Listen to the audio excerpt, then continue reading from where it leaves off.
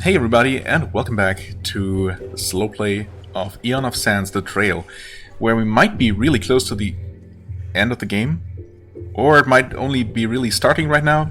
I have absolutely given up trying to make any predictions. I mean, I'm kind of still going to do predictions every now and then, but I mean, I'm not really expecting anything of what I predict to come true, because this game is just so wild and so unpredictable.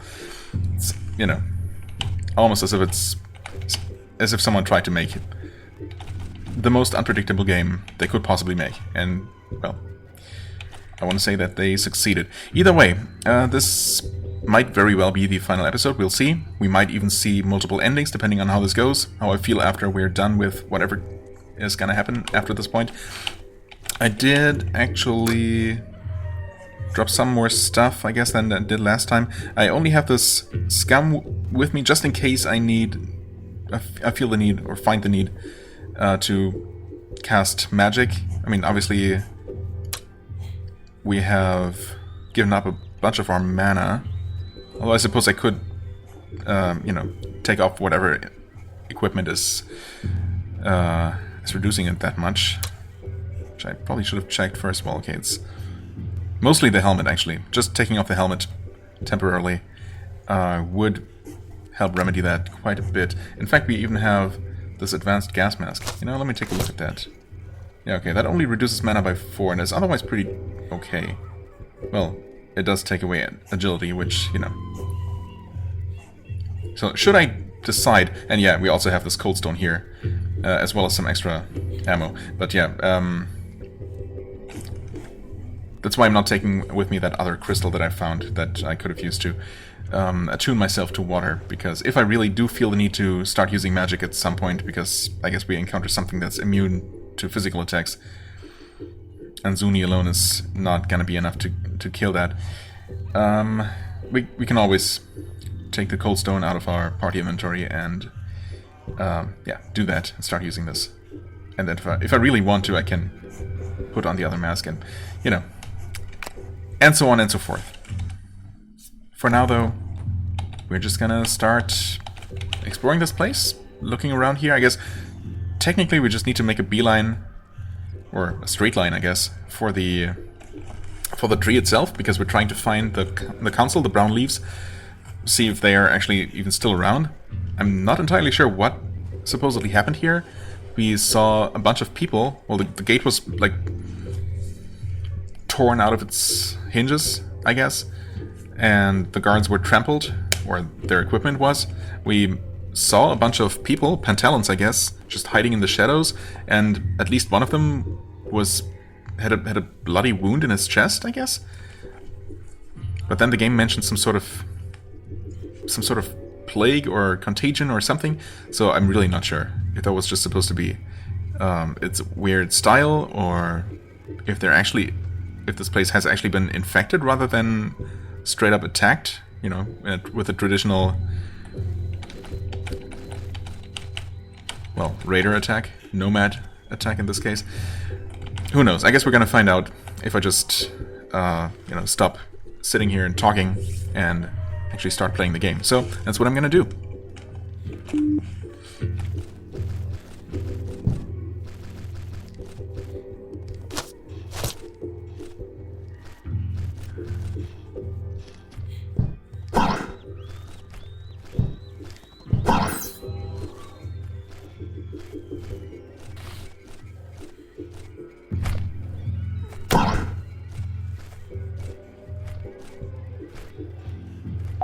Okay, apparently we're fighting Pantalon guards now. Yep, they're definitely hostile. I guess they have been driven mad or something? Or else why would they be fighting me? Unless, of course, that first one was not actually going to attack me, but surely he was. And only by me attacking him first, they all suddenly turned hostile now? No, surely... For some reason or another, our own people have turned hostile and we have to fight them now. Okay.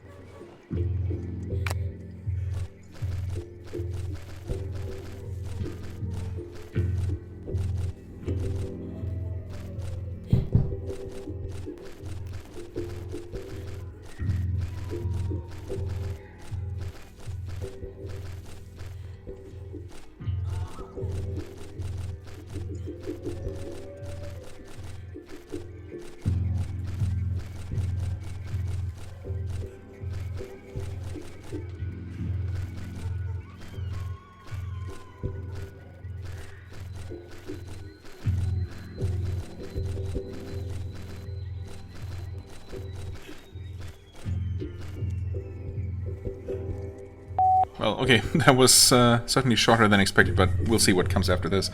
The whole town has gone crazy. Citrani takes advantage of a respite from the raving lunatics attacking him to catch his breath. He is back against the wooden panel of a house in the shadow of the city's grounds. He looks up. The sky is a deep dark blue with a few stars appearing. I'm so tired and hurt. I'm so tired and hurt I see stars. Maybe I should rest here a while. Or maybe it's just night. This is a rare view. Usually the creamy haze makes the brief Pentellan nights impenetrable. Still, the clerk can't fully appreciate it, while his fellow citizens become stark mad. He wonders idly who is on the other side of the panel behind him, inside the house there. Maybe they wonder about who's on the other side too. But there's no more time to rest, as the light of torches explodes at the end of the alley, igniting slippery red reflections on the wood of the huts. There, the voices search for him. In the sky, the stars suffocate by the light of the torches. The night has come. Citrani runs. Avoid getting killed by the mob. Sounds like a plan. Stan? Uh-oh. There's someone behind us. Wonderful. There's someone all around us. Okay. Gotta love it. Actually, speaking of loving it, can you please gather around? Come on, step up.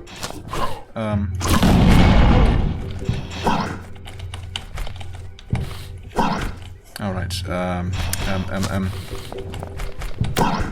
I could have thrown another explosive, I guess, but...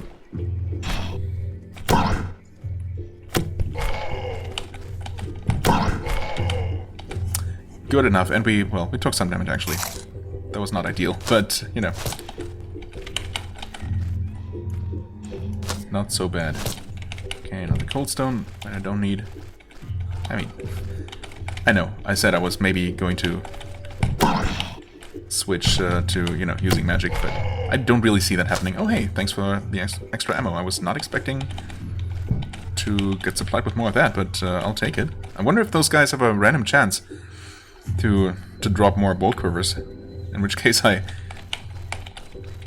almost inclined to try and farm them a little bit, but I mean I really don't need to. I always have my trusty infinite ammo gun. Oh hey there.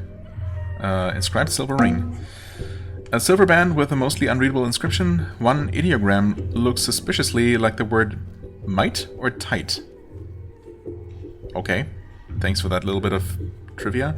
Why are we using this again? Agility, mana, potential for elemental protection. Right, need to actually remember that we have that. -2 mana, +2 strength. Well, we don't really need that. And by not really, I mean not at all. Okay, more food, you know, well, food in quotation marks, but still. Guess we'll use some of the weaker stuff and keep this around. Feel a little bit safer now. Okay, and moving on. Quietly, that is.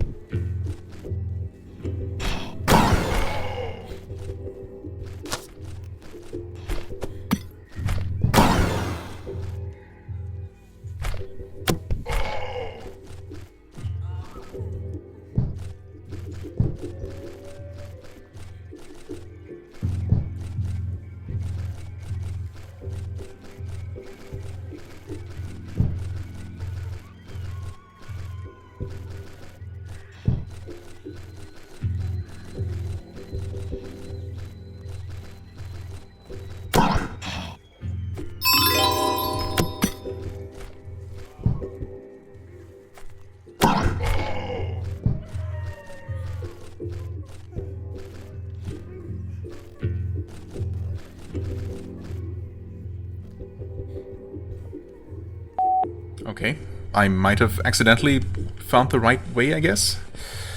While paying attention to his back, where sanity was discarded by most and various degrees of madness were embraced, from the relatively harmless raving and skin-scratching to the more socially frowned-upon stabbing, jumping from bridges, and setting people on fire, Citrani almost stumbles into the midst of a mob of clamoring people that cross the path in front of him. Oh, hello, sorry, just passing through. Clearly caught off guard, the clerk tries to act as a fool to fit in the parade of imbeciles. That should be easy. Why not sing a song altogether? To his credit, he manages to intone a chant, swinging from a high-pitched scream to a low mumble. Not even going to try to voice act that. That was nothing to do with the frenzied and bloodthirsty squeals all around him. But that would disqualify him from any respectable circle in town. But nobody pays attention. Tasteless ignorance. The roots are poisoned. Poisoned. The new voice turns to a manic laughter. The counselor, Cosimo Smith, is in the middle of the mob, ragged and bloodied, laughing, foaming at his mouth. Call out to the councilman, I guess. On the other hand, he seems busy. Yeah, also that would draw attention to ourselves, right? I mean, we've been fighting these guys left and right, of course, so what could possibly go wrong? Also, I mean, yeah, obviously the counselor is a madman, has turned into a madman himself, so he's not gonna be able to help us at all. He seems busy. The many hands and feet of the crowd make it look like a giant sandcrawler with the same amount of intelligence and cruelty. To reach the counselor amidst the tangle of bodies and limbs is a hopeless struggle. He is dragged further away while crying something about the underroots that Citrani doesn't quite catch. Well, it was time for a change of government anyway. Wow. Cruel. Still, the underroots. Maybe whatever is causing this widespread folly is to be found there, should one search for it. Citrani gives a quick glance to the dark shadow that is now Konami, black against the dark sky. Short flashes of red sparkle amongst the tree's branches. A shiver goes down the clerk's spine. But it is quickly washed away by a different kind of scare when the crowd turns to him, bloodlust on its face. Avoid getting killed by the mob again. Let's do that.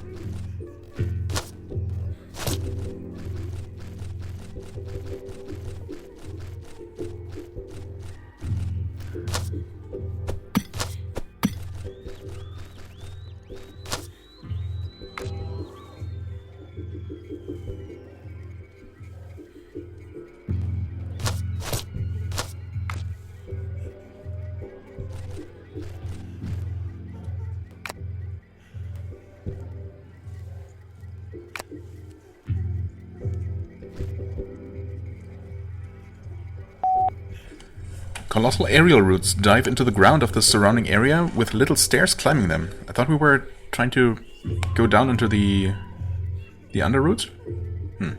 Maybe not immediately.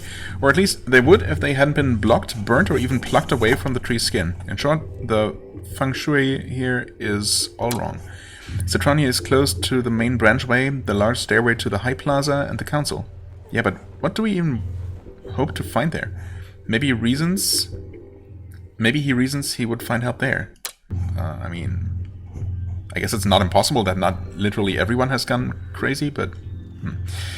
Few people try to assault him here. Some, still sane, he thinks, are rushing to the same stairs, maybe to search shelter, but neither he nor they care to get close to each other. Distrust is gripping everybody tightly.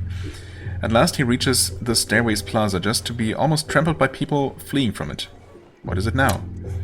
Then he sees it. A huge bird, a monster, beak and talons glittering with blood and gore, is completing the destruction of the main stairs. Ouch, main stairs. That done, it turns its attention to the clerk, standing dumbfounded on the other side of the plaza. Okay, we have ourselves some sort of boss fight. Oh. Oh god.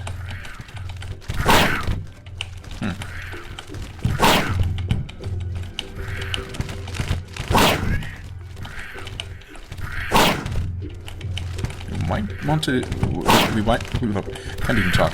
We might want to use some sort of... Oh. Uh-oh. Some sort of explosives, perhaps? I mean, I could do that.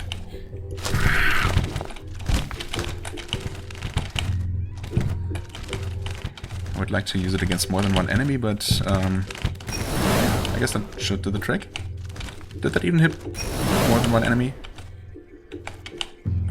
Oh, oh, that stuns enemies. Okay.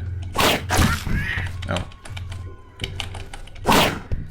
And, once again, the boss died ridiculously quickly. The huge beast is dead, but too late to save the access to the upper city. Other bridges could still be available, but what's the point? Nothing up on the tree seems to hold the way to stop this disaster. So, up is out, but down is still in, right? There's always the Underroots, whose main entrance is next to the ruins of the stairs where whatever is infecting the tree is probably hidden, if Cosimo Smith was to be listened to, the clerk thinks. Yes. There's no future if someone doesn't stop this. Someone else, of course. And if only there was an availability of such someones, he would be the first to point them to where they would need to be going. Down there. But there's no volunteers, and it's not like the clerk made many friends in the neighborhood willing to escort him. So what should he do?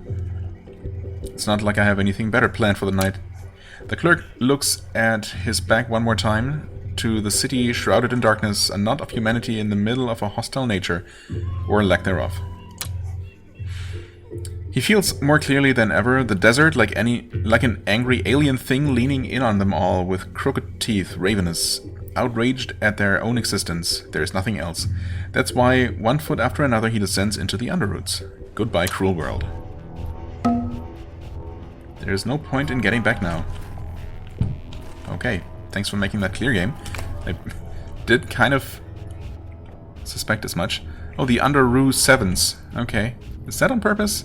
Some random lead speak built into this? That's weird. Oh, right.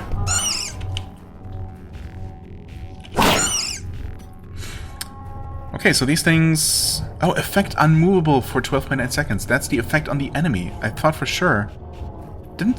Aren't... Oh. So the unmovable... Whenever an item, specifically range attacks, I guess. Or some spells? No, I suppose really just range attacks. Yeah. Mentioned that the effect is unmovable for so and so many seconds. I thought it meant that I couldn't move after shooting. I never really stopped to think about it or try to confirm it one way or the other. But I guess it just means that the enemy is stunned for a moment, making ranged attacks even more OP than they already are? Huh. I mean, the dust definitely works to stun enemies. I mean, okay, that's useful to know. Why did I even go back to using the dark pistol? I mean, I suppose I'm gonna use some of these. Maybe all of these, just to use them. You don't need that extra healing, really.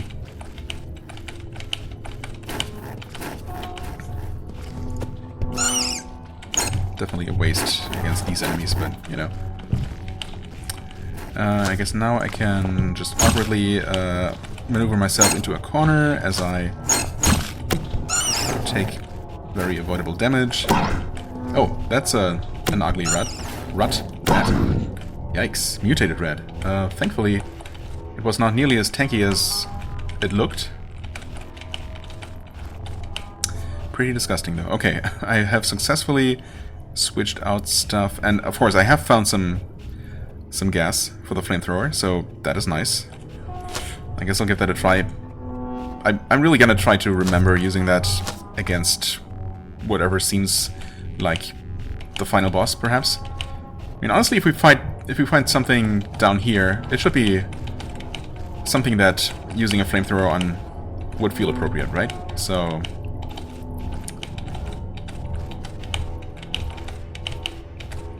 maybe I'll save it for that, for whatever it might be. But for now, I'm actually gonna mute the mic again and also take a quick break, but that should not affect you.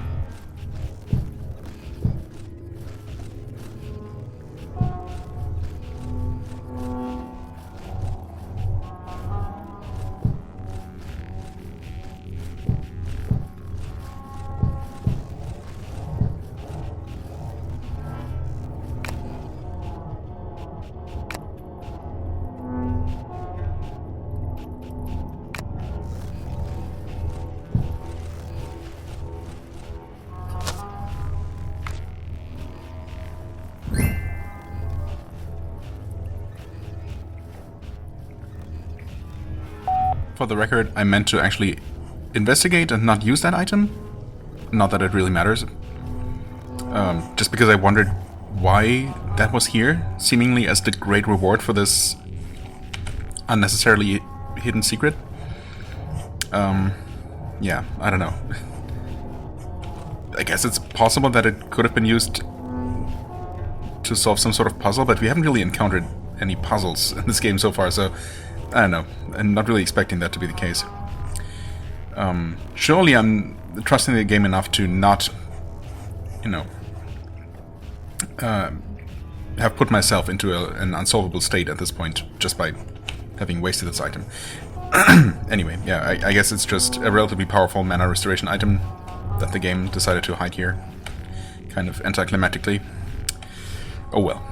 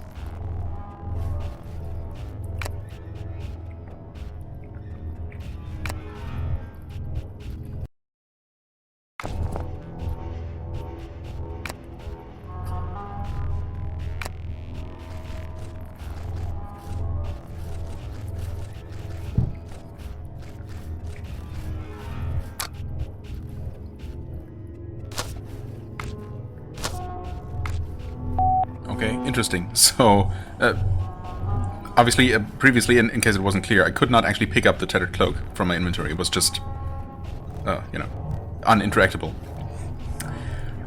Which was weird, of course. Also, this new cloak here is nice. I guess because I saved right now, I'm gonna see if the same thing happens again. Do that, and nope. That was just a freak accident, I guess, a freak glitch. Okay, good. Quicksilver cloak. Very light cloak, made of some Quicksilver-like substance. Well, it can't be very much like Quicksilver, or else it would be really hard to make a cloak out of it. But okay. Obviously a huge upgrade over what we had, for what it's worth. Assuming better stamina, better agility, actually, even does anything for us at this point. I thought agility should be higher than it is, actually. Are we not getting... Oh, we're getting -4, so these actually just equal each other out here. And... yeah. Okay, I guess we're really not gaining as much as I thought. But wait. Oh, this is... okay, yeah. These also cancel each other out, and then these give us a total of +4. Alright, fair enough. If I could find some armor that actually provides decent protection... my god. Decent protection without taking away agility, maybe even giving us extra agility, that would be nice, but I guess it's not really required. Either way, I mean, looks like we might actually get to level 100 in accuracy if this keeps going for just a little while longer, so that would be neat, I guess. Also not optional, also not necessary, but you know, neat nonetheless.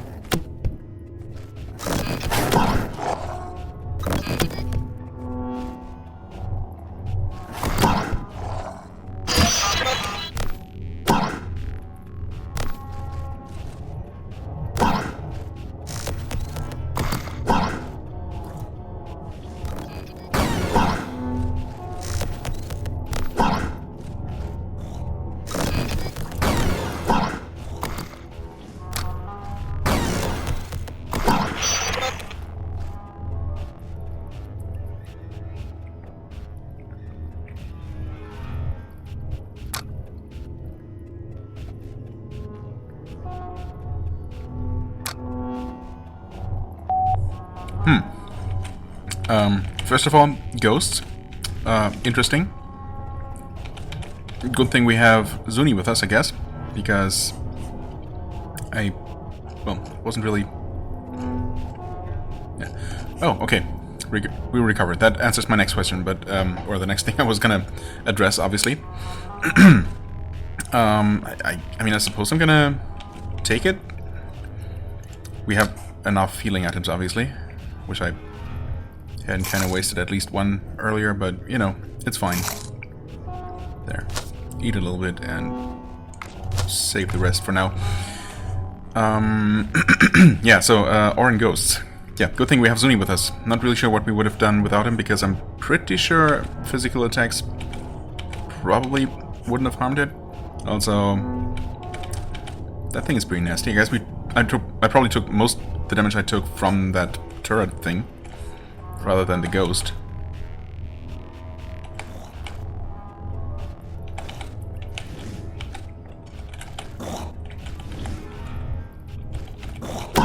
Okay, you can totally attack and destroy it. Yes, good. Okay. Good to know. Yeah, okay. Nasty stuff going on down here. I hope we're not gonna encounter too many more of those ghosts. Well, presumably other forms of magic would also work, but... I mean, I'd rather not. Honestly, I mean, there's no real reason not to. No real reason not to. So... Actually gonna...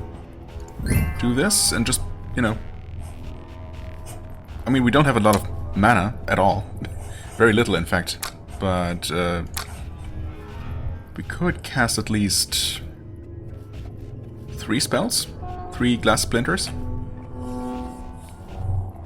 Which is not nothing. It's not amazing. We could cast 2 glass shards, actually, which is better. A lot better, in fact. So, yeah. Heat wave, range 4. Oh, effect flee for 8 seconds. Okay, I didn't even read that before. Spiky piece of whirling ice, always melting, always freezing. Interesting. Okay, yeah. Anyway, I guess that's an option now. But let's hope we won't actually need that.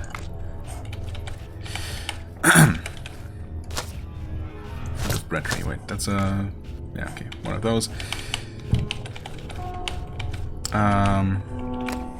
Hold on. Hold on just a second.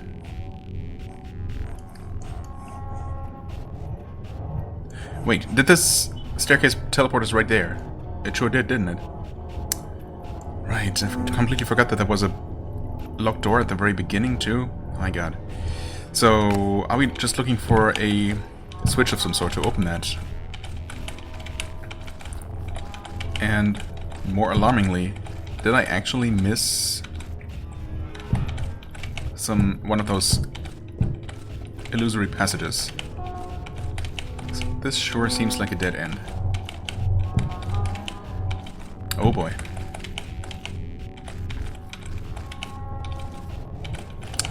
Sure does, doesn't it? Yep, okay. The expected result, of course. Yeah, so none of these are illusory walls. Okay, so this is just a dead end that had a bunch of food and a ghost and a turret right here, not guarding anything at all. Okay, so I missed something around here somewhere. Presumably we are at the southern end of the map, so it stands to reason that whatever we missed is up this way. Perhaps there's a lot of room, maybe over this way. So I guess I'm gonna focus on those areas first. Oh boy.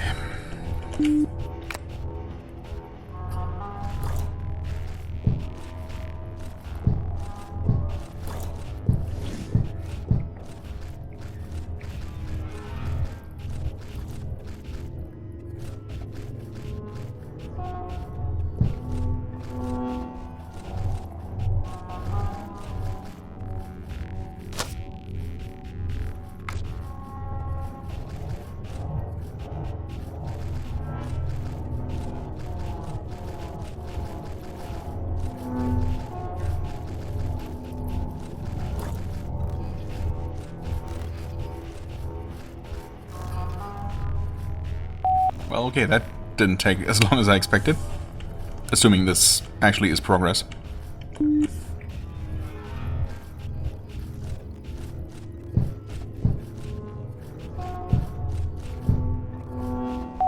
Which it is not. Never mind. Wait. No, it's not.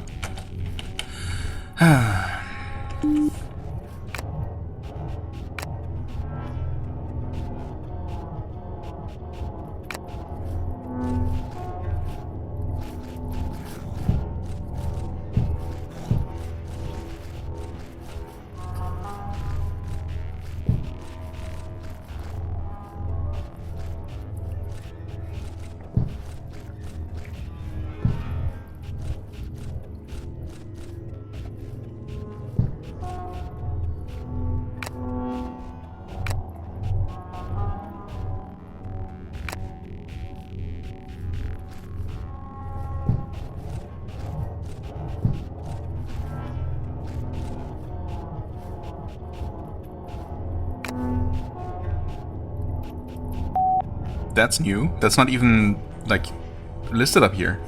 What the heck? Unless it's just water. Actually, I should probably just take a look.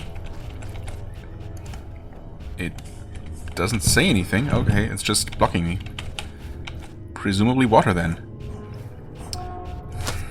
Okay. Crazy idea. Nope. No such thing as freezing water to make it walkable. That would have been... That really would have surprised me if that kind of interaction was actually a thing.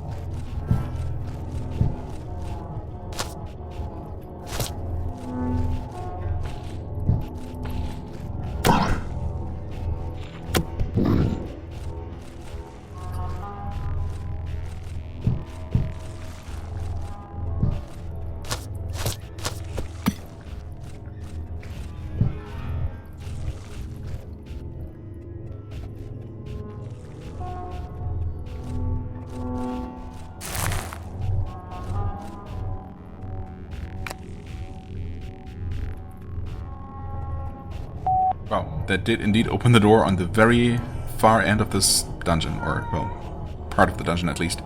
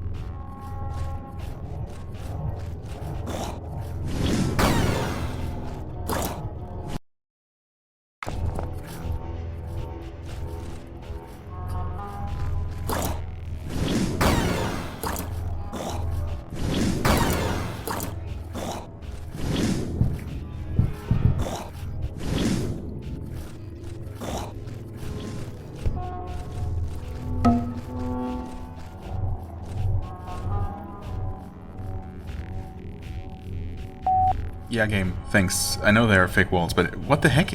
Okay. I mean, I've been standing here, just taking damage. It looks like I'm getting shot from there, but that's not an illusory wall.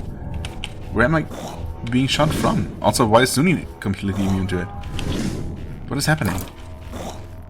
Where am I getting shot from? There shouldn't be anything around to shoot me. In here? Wait, is there... What? There's a freaking vine turret inside that wall? That's why I can't... It is an illusory wall, my god. I did not see that thing. Wow, that confused me. Real bad. Holy crap. Okay. Well, that explains a lot, yeah. Wow, that's devious. I did not see that thing in there. Not from this side anyway. I mean, once you know it's there, you can just ever so slightly make out its shape, but wow. Holy crap. Okay. That's a thing. That's honestly, I'm not sure if I've ever seen something like that in a similar game. A single illusory wall block with a turret type enemy inside. That's ingenious and evil. Evil genius.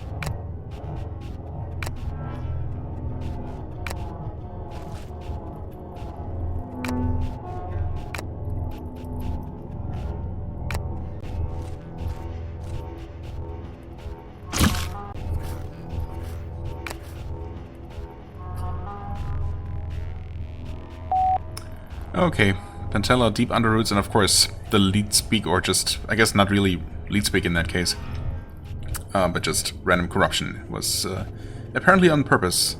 Okay.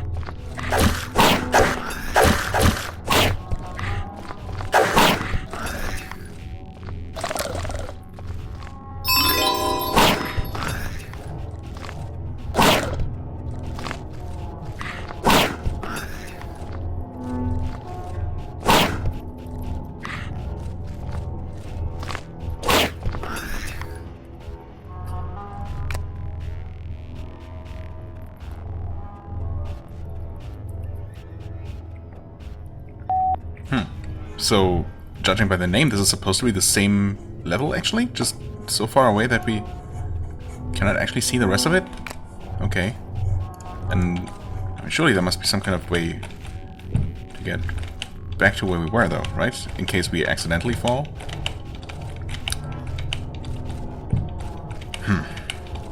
I mean, I did earlier decide to ditch that, obviously, actually deeper level called Deep Underroots, because I felt like, you know, there was obviously more to explore upstairs, and, you know, I had been messing up a little bit, and I figured I'd just do better once I was actually ready to go there, like, for real.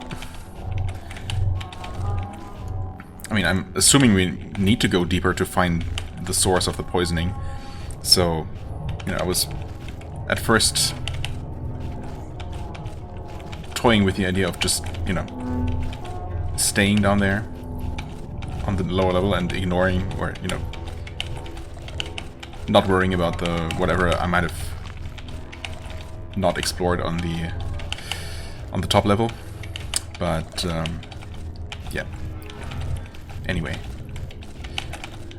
I guess I did change my mind in the end. With this level here, however, I'm really not sure. I mean, I suppose so far it seems like it might not be very large and mainly exist to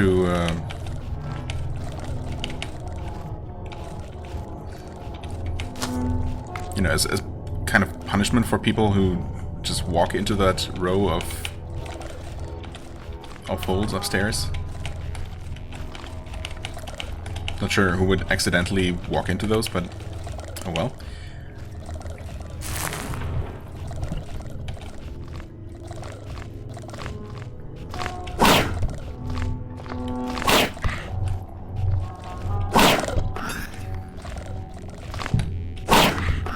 For now, I'm still not gonna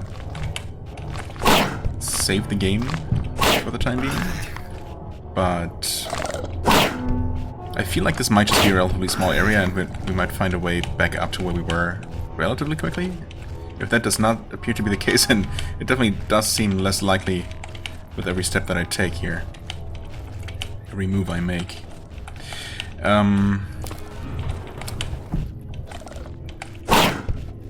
But I'll keep going for a little bit longer. Because I'm really not sure if... I mean, this does not strike me as progress. But, you know, as I said, more like some sort of punishment.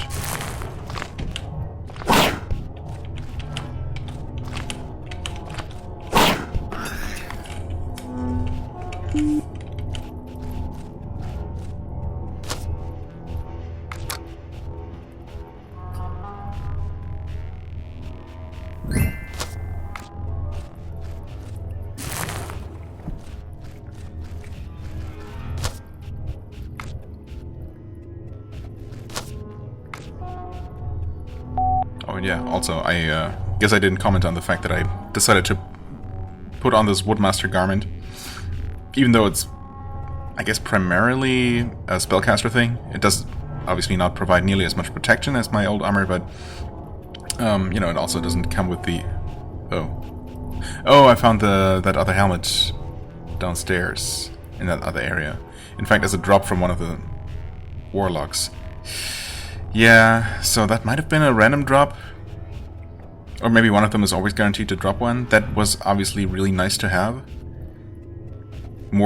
Slightly more protection, and, you know, most importantly, not that heavy mana penalty, now that I found myself occasionally actually wanting to cast spells. But anyway, this helps a little bit in that regard compared to what I had on before. And I suppose I figured, since I'm not casting spells most of the time, and I also no longer need my offhand for holding ammo, I might as well put on a shield, right? So, yeah. So that's the reasoning behind that, if that needed any explanation, which I'm pretty sure it did not, but, you know, there you have it anyway. Now, of course, we found some more flechettes, which I guess I'm gonna just use up, because they're pretty good, and because it would feel like a waste not to use them, even though I don't technically need to do so, but, you know. Of course, that's all assuming that I'm actually going to continue here, after all.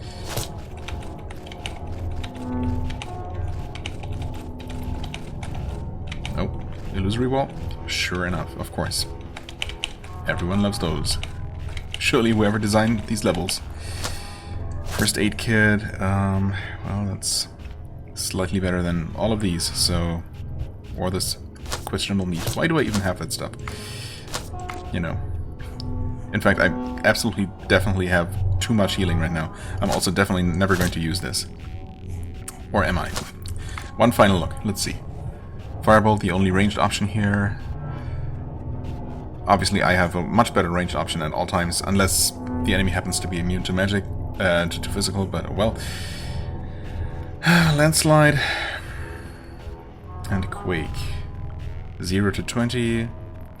Makes the earth move for 4 seconds. 15 mana. So this Quake lasts longer, but has a chance to deal much less damage per tick, I guess. Whereas Landslide is guaranteed to hit twice, I guess, at this point, for 20 damage each. I mean, that's really powerful, actually. It also does cost 11 mana, though, compared to our tried and true glass shards. I mean, even without this helmet, without this extra mana penalty, I'm not gonna have tremendous levels of mana, so yeah, I think these are all just a little bit too expensive. Well, not Firebolt, but not gonna use that one. So yeah, I think we're good with just this thing here. And yeah, a bunch of healing. Honestly, I don't think that I'm gonna have some sort of special use for a water skin down here. But I mean, okay, for now I'm just gonna actually keep all of this healing stuff. Might as well.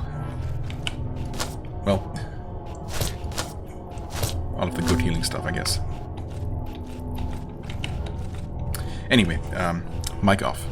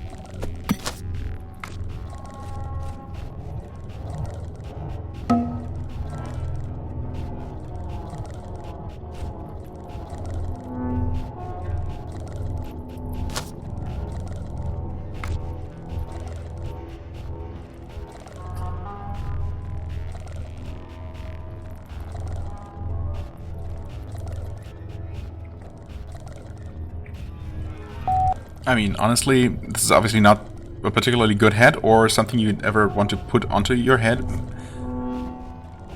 But I'm really only losing out on 3 protection and some stamina, I guess. Well, a lot of stamina, but I really don't need that stamina. I mean, my attacks use very, very little stamina. The magic, I guess... Well, the magic uses some stamina, but... Well, until something better comes along, I guess. Like that helmet we found. That, you know, biker helmet looking thing that we found in the deep underroot. I guess I'll take this one.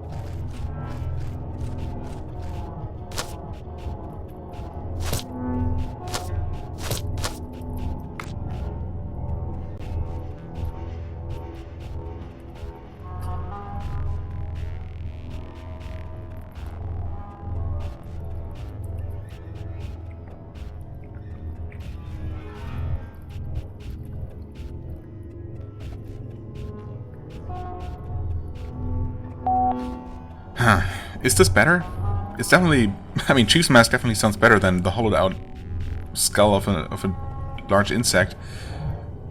Obviously, it does not actually give us agility, but I mean, do we really need agility at this point? In fact, we have,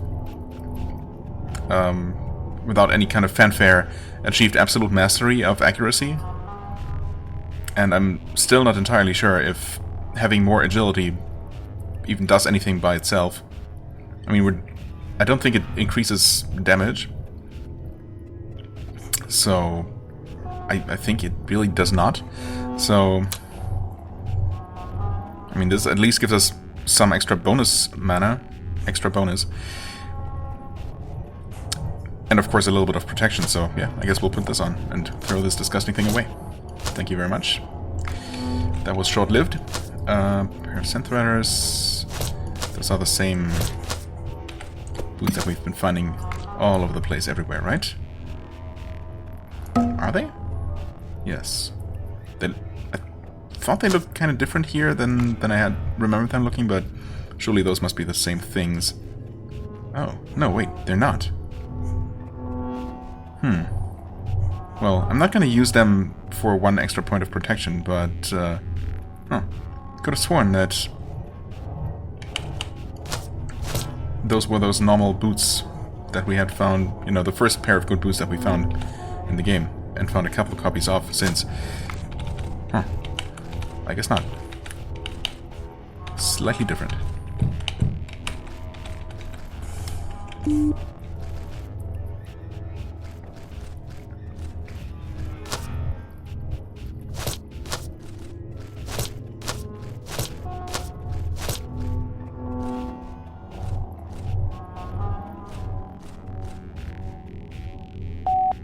This is slightly peculiar. The end of this dungeon, I guess. Oh yes, okay, it's just on the other side of that room. A bunch of water skins in case you need them, I guess? I mean, I suppose a water skin heals for a total of 10 with both charges, so I guess it's actually not a bad healing item. Yeah, pretty much the same as a first aid kit, except you can use only half of it if you don't need all of it. So, yeah, okay. Why not? I am mildly curious about that opening over there. Ah, that does not quite go far enough. Yeah, never mind then. You know what? Can I throw farther by hand? Nope, definitely cannot. Okay. Sorry, Flechette. It was nice knowing you. There you go.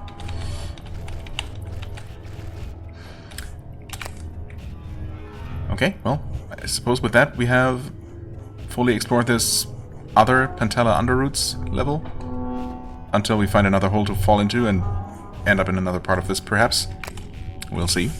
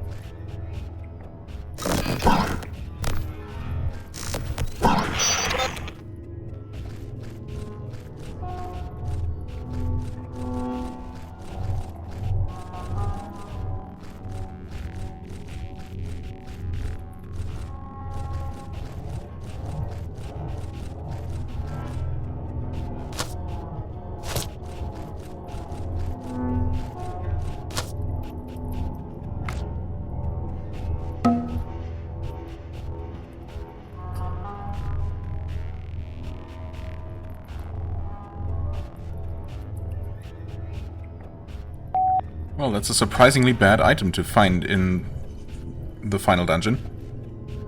Only 1.8 times 2, when we've seen weapons that dealt 3 times 2, I believe, at the very least. Yeah, only 5 to 6 damages compared to weapons with up to 14, I believe. Yeah, huh. I don't see anything special about this, so that's, I guess, just a really bad two-handed weapon in case you wanted one. Thanks, but no thanks. And with that, right, there's a part past these holes. And then, of course, there's that hole. Now, when I first dropped down there onto that walkway on the lake, I guess, I thought there were going to be several holes up on this level, right? Oh, so apparently I've never been down this way.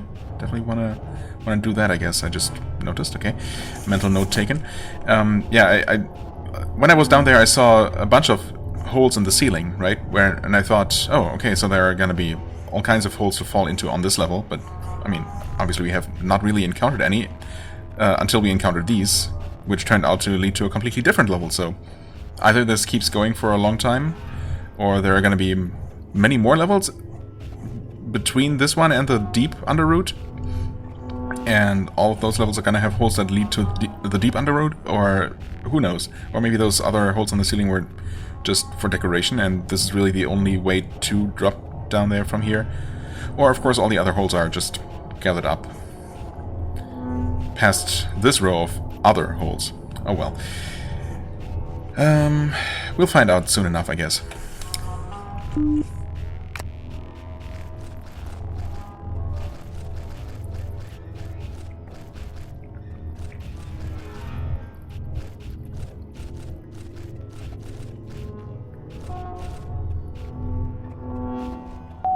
Well, I'm glad I checked, because, yeah.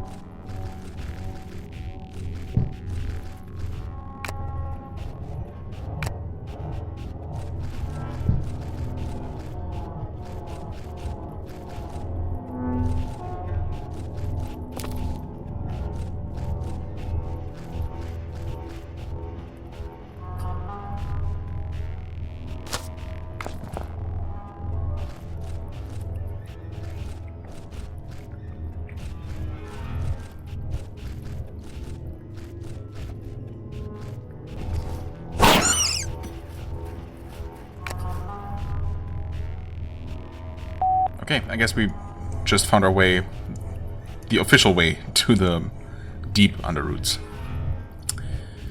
And I guess we'll see if eventually this path, the main path, I assume, meets up with the one where we dropped down to before. And yeah, I guess it probably will, though.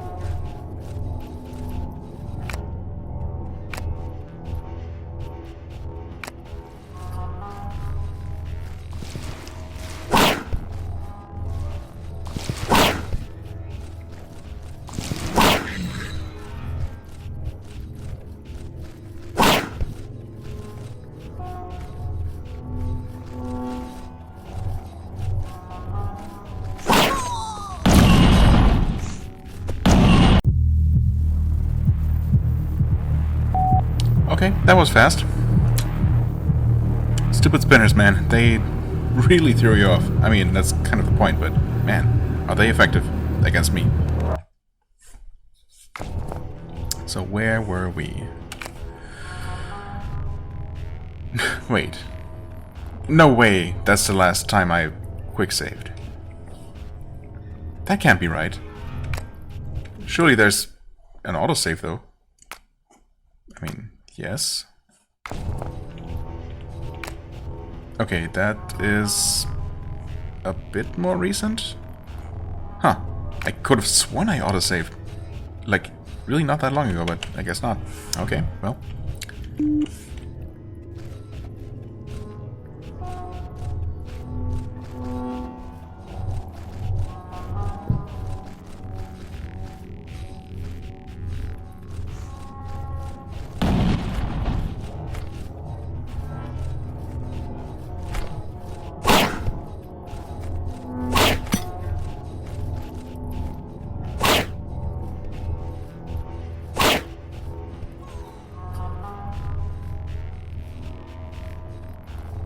Also, never mind, this is actually just...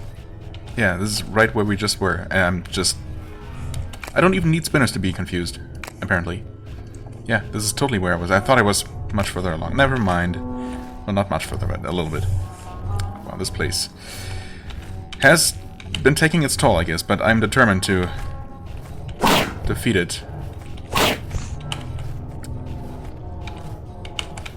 I mean, obviously, eventually, but I mean... Wait, what? More spinners? Or... What is happening? Okay. Yes, just kill me. Actually, don't kill me. I guess I really do need to focus here, so...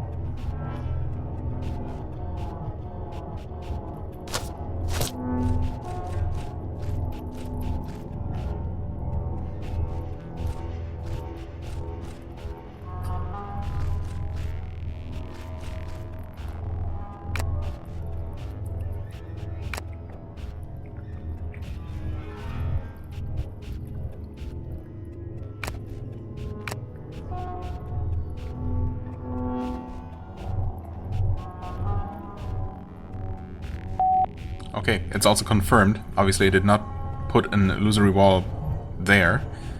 That just happened when I... Yeah, that's exactly where that is, where that overlaps with the icon here. And I really only... I made absolutely sure I did not accidentally double-click or anything. I clicked very precisely, very quickly, and it just placed that item right there. So that's just a glitch. It's not my fault. That's good, I guess. Oh, also, I completely forgot to walk down this path. But yeah, by now we have reached the area where we fell previously, so that would have been a very significant shortcut, I guess, if I had only wanted to rush to the end as quickly as possible. But obviously we did find some neat stuff upstairs, and, you know, as devious as parts of these dungeons are, this is definitely just some really fun dungeon crawling. So, yeah, obviously, the more of this, the better. I mean, to an extent, but yeah, I'm very happy to fully map out this place. Unless it ends up going for another 10 levels or so, but I don't know, I feel like it's not going to be that bad, or, you know, that extreme, I guess.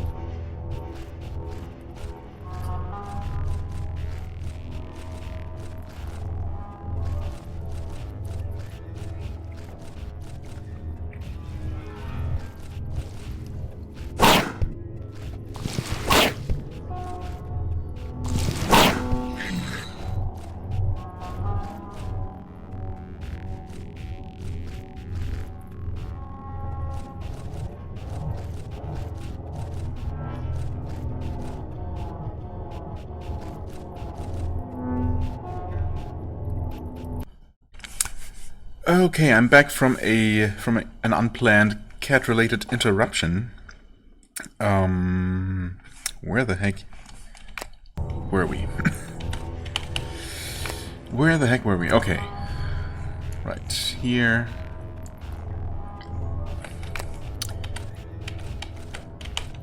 Had I just done anything special? No, just... I guess I was just in the middle of checking these niches for the usual stuff. Okay. Alright then, I suppose I'll just continue doing that.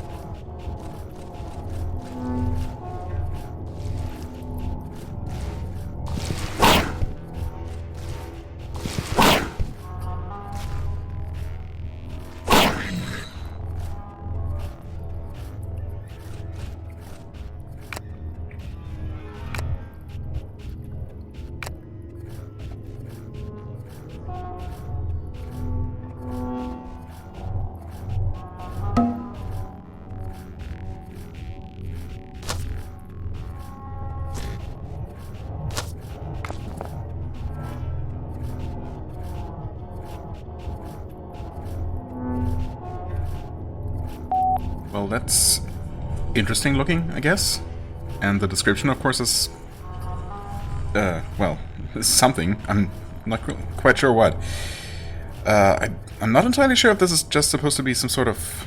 well, shield hand item, basically, that is more for spellcasters. Well... yeah, very much for spellcasters, primarily. Or if this might actually be something you want to put into one of those alcoves by that door on the central-ish island right here. I didn't actually see... well, it's not quite central, but, you know, up here. I really only took a look at some alcove, and I didn't really see a door, but the game mentioned one. I think it might be here. I don't know, somewhere around here. And I only got the description that actually said it seemed like something was missing or something. So, presumably the first actual instance, or at least the first instance I was actually notified about by the game, of a niche or, you know, alcove that we actually have to put something into to see some sort of effect. So, hopefully it'll become quite clear once we have found the correct object. But until then, this is certainly a candidate, just because it's so unusual. But we'll see. I'm definitely gonna hold on to it.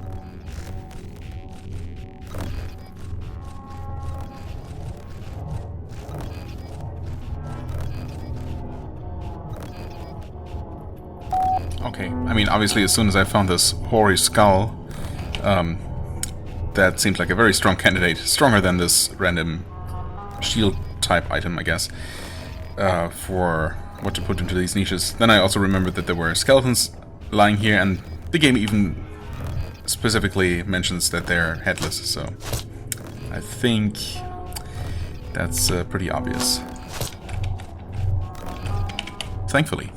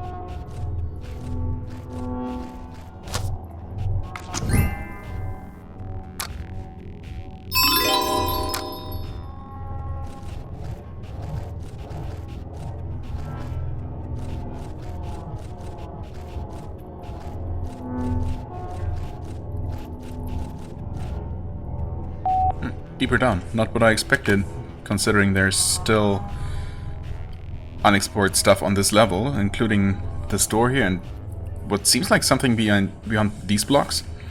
But I mean, I think I've been pretty thorough about, you know, looking at every single wall for potential hidden buttons. But I guess we'll maybe come back up to this level from below. Well, let's see where this goes in the first place. I've got a place full of gigantic mutant rats.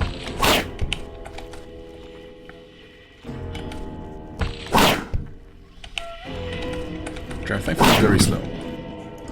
As large and ugly as they are slow. Okay. So these are the really deep and very glitchy underroots, I guess. Wow, okay. I mean, I only just returned from a longer break. But this seems to keep going, and I'm gonna have to make dinner soon. I can keep going for a little while longer. Just a little bit, you know, just an hour or two. Well, probably not that long. We will see.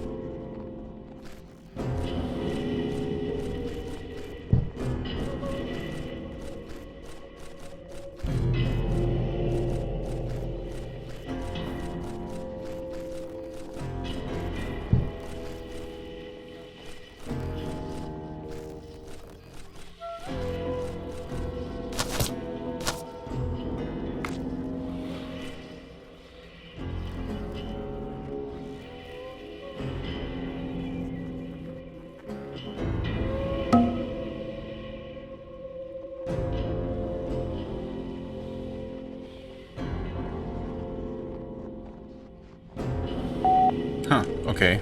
Damages your own karma. Well, more like damages your own flesh, I guess, because... I don't know. I suppose it's so hard to use that you're always gonna hit yourself. I was gonna say, I mean, the first and, well, so far only multi-target one-handed weapon makes sense, I guess, that it does come with some sort of downside, even though, you know, 1 HP, I suppose it's gonna add up as, over the course of a combat. So, it's not a huge cost, but I guess it's not completely negligible, considering that, you know, we've never actually found a way to increase our hit points. Contrary to what I might have believed early in the game. So yeah, intriguing, but I mean, I'm not gonna give up my Dark Pistol. It's just not happening. Let's correct the whip once. Oh, actually, never mind, we blocked that damage. In which means that a character with any armor whatsoever is not gonna suffer the consequences or the downside of this weapon at all. Okay. I mean, of course, it's only gonna, you know, bring its full power to bear against more than one target. But even against a single target, I guess 3.1 DPS is not terrible. I don't really have anything. Well, I only have the Hearthstone pig to compare it to right now, but yeah. Well, again, really cool. Too bad we only have 2 people right now, because I decided to continue this timeline rather than reloading and going with the one where we still had Kalka with us. I mean, at this point, I've been thinking about it, actually, and at this point I'm pretty sure that the final area is actually going to be completely the same. I mean, we have not actually met or heard about the giant or his master, whose name I've actually forgotten at this point. It was weird. Was it something like Jamolg or something? I probably got that wrong. Anyway, yeah, we have not actually heard that name in this iteration. But surely the endgame must be the same, right? No matter what. No matter what you do at the Nomad camp. Anyway, yeah, kind of wish in hindsight I had continued that timeline, because, well, as it has turned out that this final dungeon was not just a very short affair, but an actual multi-level, very devious dungeon. I mean, doable, you know, it could be a lot worse. Obviously, the auto-mapping helps tremendously. Mapping this all by hand would be a completely different beast, like if it was really, really old school. But, you know, it's definitely not nothing. And I don't see myself redoing this again, only for the, you know, on the off chance that there is maybe a slightly different ending at the end. I mean, it might be different just for having Kalka with us when we reach the ending. I guess we'll see if the fact that we have Zuni with us by the time is gonna you know, add any extra dialogue. But even then, I guess I'm gonna just take whatever ending I get here and be happy with it. Just figured I'd mention that at this random point, I suppose. Anyway, moving on.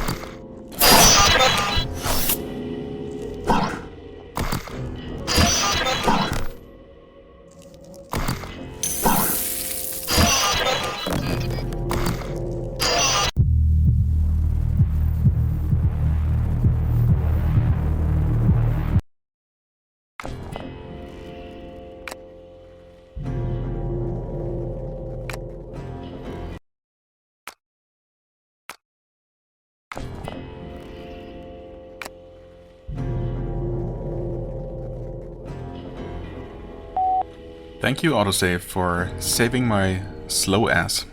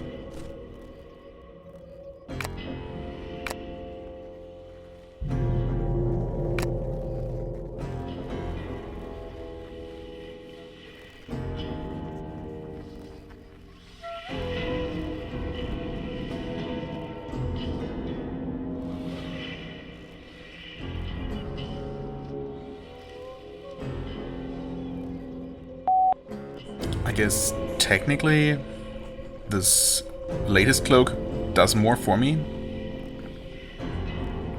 by virtue of giving me 1 extra protection, because I really don't think I benefit from having any more agility, and I'm also not really benefiting from 4 more stamina, because I'm never even getting close to running out of stamina, so I guess we might as well use this one. Made from the tender insides of the tree just under the bark, this cloak feels actually more flexible than it should. You should try not to sweat in it, though. Why? I don't know. I guess it also seems more pleasant than a cloak made from quicksilver. Yeah, so... Okay, another...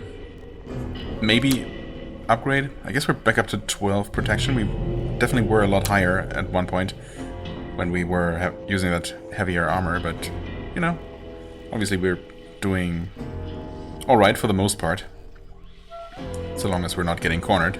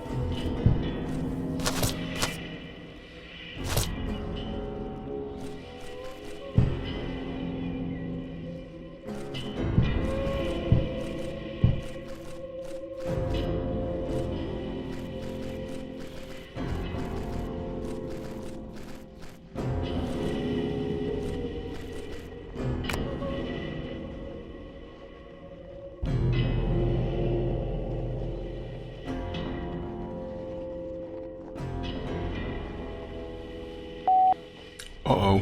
I just realized that if these 3 unmapped tiles don't turn out to hold the solution, then I don't actually know where to go. I mean, there are 3 locked doors. This one is obviously extremely suspicious, with these 2 pressure plates within illusory walls that both stayed pressed after I stepped on them. Unless they were that way to begin with, I'm not really sure. Or maybe I wasn't seeing that right. I thought I would. I heard a, you know, some sort of clicking sound when I stepped on them. So maybe I actually still have to weigh them down. Maybe that's all it is. And in fact, I mean, they're literally right here, so I guess I'm gonna give that a try right now. I still want to fill these in though. But yeah. I was hearing more sounds over this way, so I guess it's possible that I missed some sort of passage along this wall, which does seem suspiciously solid for, you know, by the standards of this level, which is very much in love of its illusory blocks. But, yeah, okay, let's confirm this, I suppose. No, these definitely... Actually, it's kind of impossible to really see them.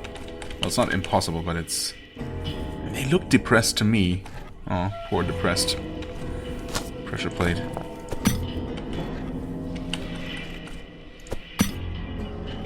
No, I guess they were not depressed. Okay. Not depressed enough.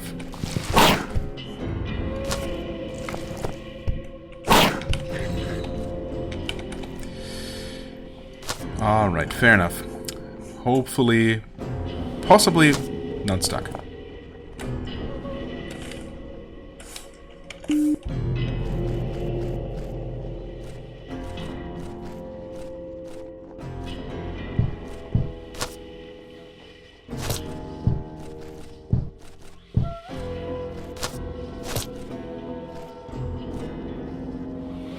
Except this random door, I mean this door that was activated by a relatively involved puzzle as far as this game goes, had nothing but 2 freaking reagents. That's not a very good reward game. I don't know. Okay. The final straw.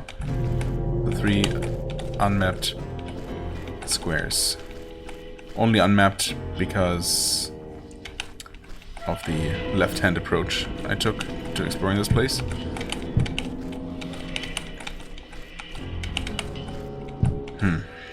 Well, so much for that.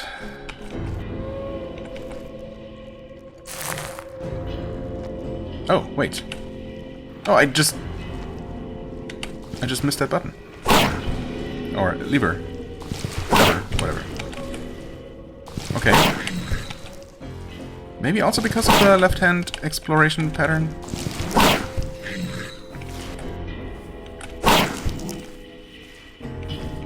I guess it could be.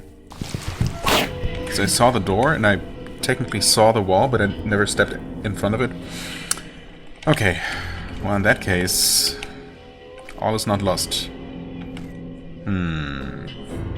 Pressure plate. Well, I don't have to actually step on it, so...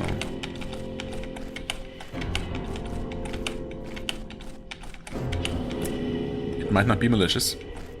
Is there something off about some of this? No, I guess not.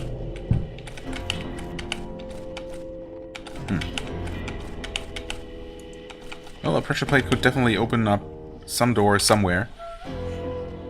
Well, there really is only one door left at this point that I would really like to get open, so... please, please, please? Nope, that closes this door. And does not open that one.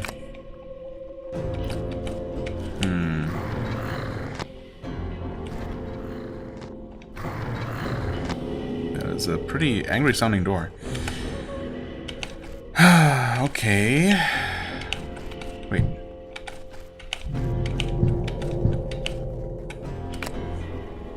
Okay, that's a little bit suspicious.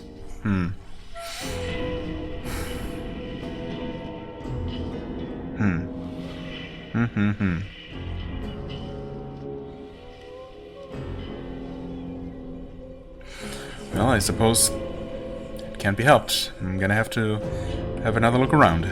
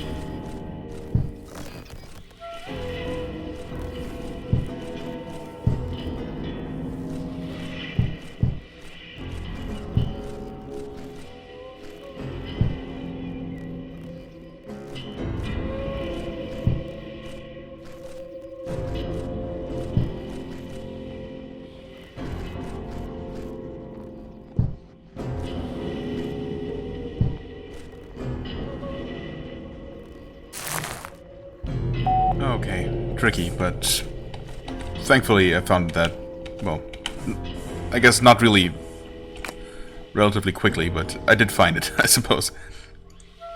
And that's ultimately good enough. Is there anything more? God, this is starting to get a little bit mind-boggling. No, it's fine. It is fine.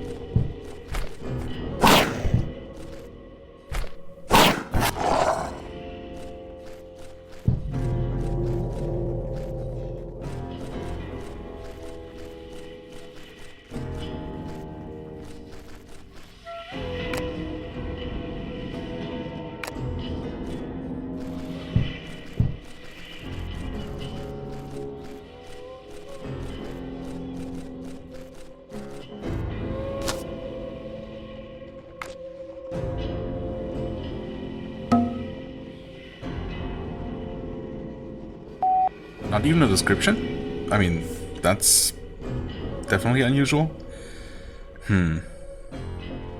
Another weird spellcastery offhand item? Huh. Or could this have some sort of special meaning? Rend? No description? It's probably nothing, but I guess I'm gonna take it with me just because I'm super paranoid. I'm also actually gonna have to take a break, as in end this playing session pretty soon, or else dinner is not gonna happen tonight, and that is not really an option. I mean, it is an option, just not a good one. Also, I mean, I suppose I'm not feeling particularly tired, but I have been playing for a while. Not consecutively, but it's probably not a bad idea. Colonist suit. Excuse me? Oh, yeah, never mind. For a second there, I forgot that we are not in a fantasy setting. Well, kind of, obviously, but there used to be modern civilization at some point in this world, so... Also, I suppose colonists are not necessarily a sci-fi thing at all. So, just forget that I said anything. Anyway, how good is this? 20 stamina, okay. I see. Makes sense, I guess. Agility +1.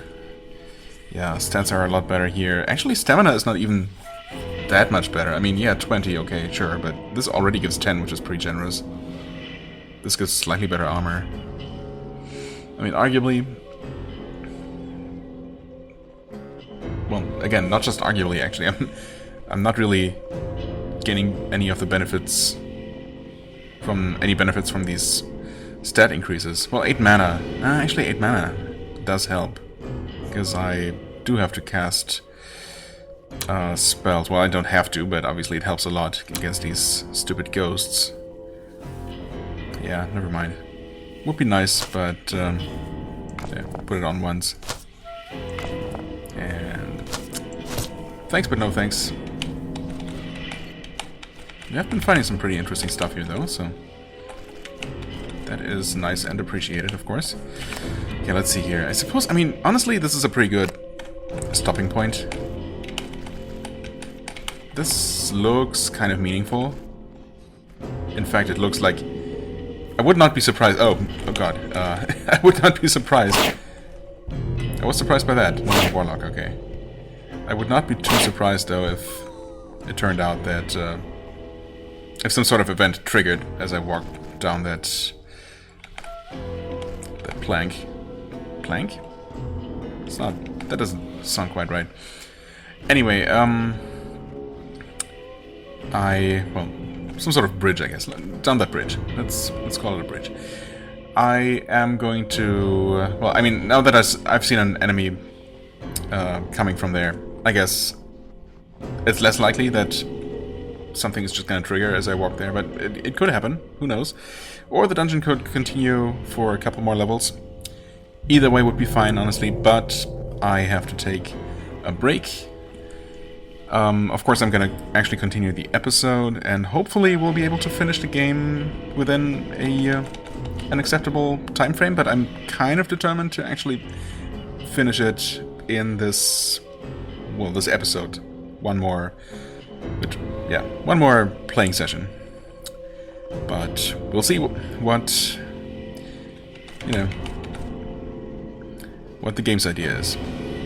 Because you really never know with this one. Okay, and I'm back. Even though for you I was barely even gone. And we are still in the, at this point, completely unreadable deep underroots of Pantella, of course. I want to say the third main level, right? There were just the underroots with a 7 for a T. Then there was the slightly garbled underroots, deep underroots, and now there's this. And there was that completely optional, relatively small area that we dropped into through some hole. So technically this is the 4th level of this dungeon, right? So yeah, it's definitely not a small place. And we'll see how much more we have to go here. Okay, crossing another underground lake, or maybe river in this case, or maybe we get turned around like we have so many times. Great start. There. Yeah, this time I could even see how the moment I clicked, the game caused me to place a... Can I please? Ah, there we go. Oh my god. Caused me to place a platform just by picking up the icon. Anyway, not a huge deal, because, I mean, you really never have to return to maps, so, you know. Oh, double kill. Nice, nice. Oh, this is actually a bit nasty. Good thing I was able to maneuver around these guys. Oh, are they running already? Well, one of them is dead. They're not gonna run anywhere. And this is crowded. But okay, someone killed something. Uh-oh. I cannot believe I have somehow avoided all of those warlock attacks. Because those tend to be pretty devastating. Well, those things look even worse when they attack, actually. But they're thankfully so slow that they rarely pose much of a threat.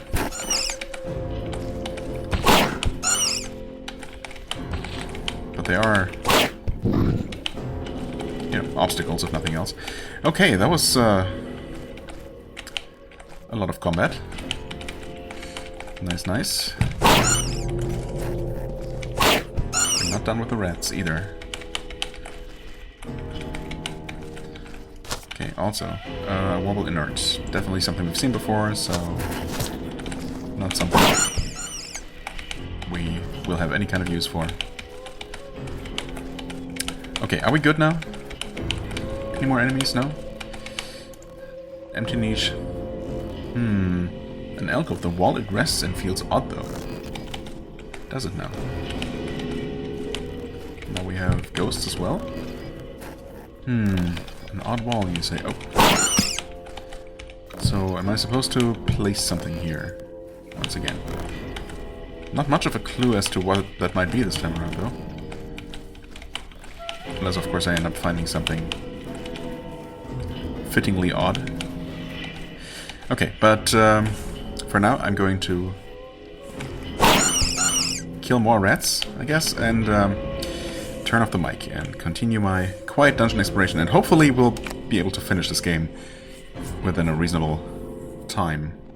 I mean, I suppose I'm not absolutely going to go crazy and insist on beating this if it, you know, even if it turns out to be a 10-hour video. Obviously, I'm not going to record for that long, but, you know, if it doesn't seem like I'm really getting close to the end an hour from now, I guess I'm going to consider, well, I'm going to end the episode and then maybe just record the next one right after. And if that ends up being a very short one, then I guess I'm just going to, you know, record it as a bonus or release it as a bonus.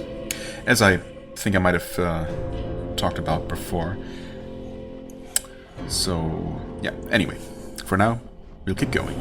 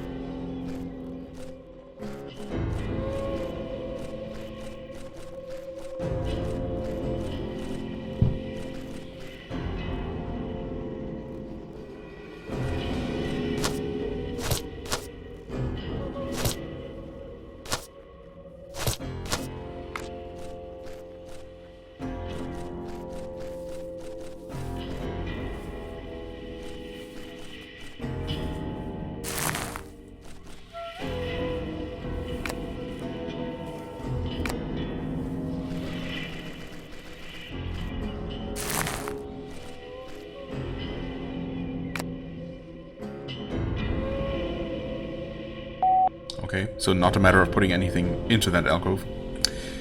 Fair enough, I guess. So I guess I don't need to take these things with me. I was going to try to put them in, just because the game happened to provide them within niches here, but no connection, I guess.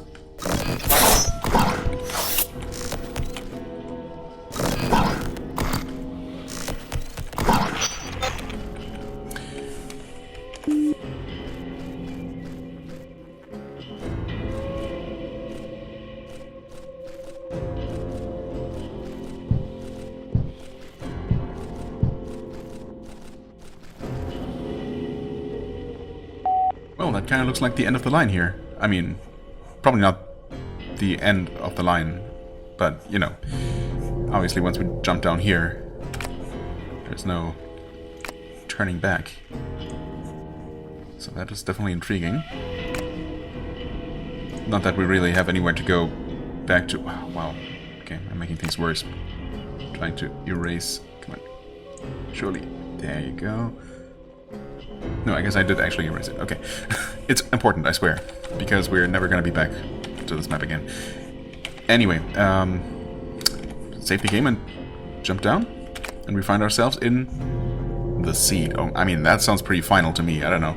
The seed of all evil, you know? Well, it's not only the root of all evil, but close enough. Blood vial of Cubit bug. Okay. I mean, that costs. This actually costs a considerable amount of stamina, but it is a full heal. I mean, I could also just eat 2 of these. That's also a full heal. So, I don't know. I guess I'll keep it with me just because. I really don't think I'm gonna need this though. And before that is absolutely crucial. Well, probably not though.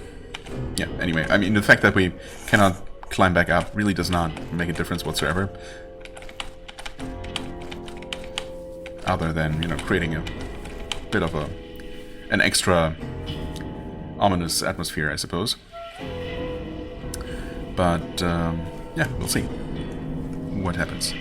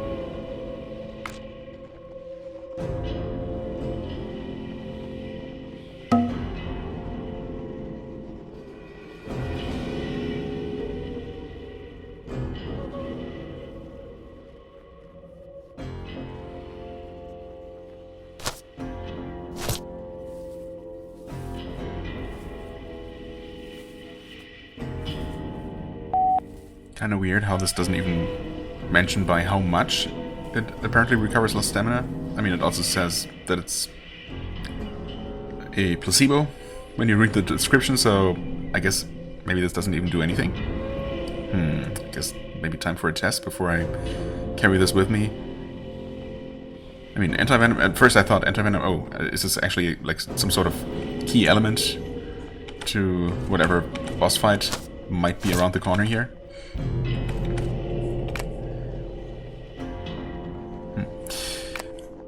But, how am I gonna test that? I guess try to use up at least a little bit of stamina, which is coming back much faster than I can actually deplete it. Well, not much faster, but almost as fast as I can. Anyway, I'm missing some now. And that did actually recover stamina.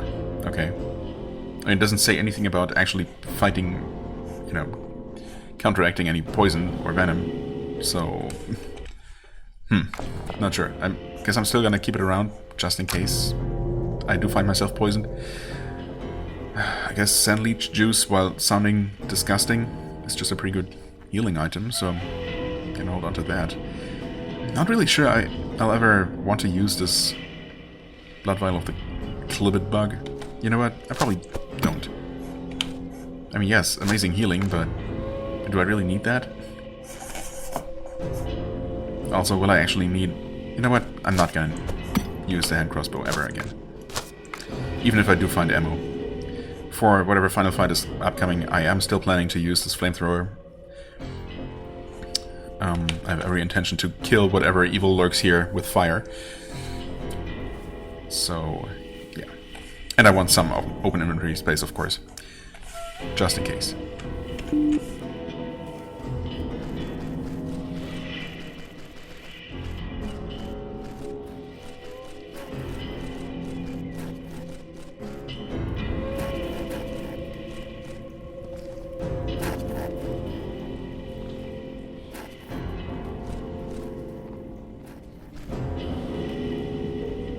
Well, I was gonna say that sure looks intriguing, if nothing else. Just waiting for the rat to come out, but apparently he was not interested. Guided by the strange, alien and sickening pressure, more intense down here than anywhere else the clerk has felt it, Citrani finally reaches the core of the Underroots, a place he never thought he would see, and that really he never wished to. This is the soul of the tree, the seed. Not that it makes sense to argue now why a tree can be both a giant body and such a tiny thing at the same time. I mean, nowhere did it say that this was literally the same thing as the tree. Just the seed that it grew from, I assume, but okay. It's not either anymore. It's dead. Feel it? The clerk jumps at the voice. Who spoke? Except it was not a voice that he heard with his ears, but that he rather felt, spreading in the stones beneath his feet, reverberating in his very bones, and feral, laughing and growling with excitement. Creepy. Who are you? Show yourself! As an answer to the clerk's demand, something moves, a mass of shadow in a tangle of roots, at the gnarled feet of the of the seed's crib. Come out to where I can see you.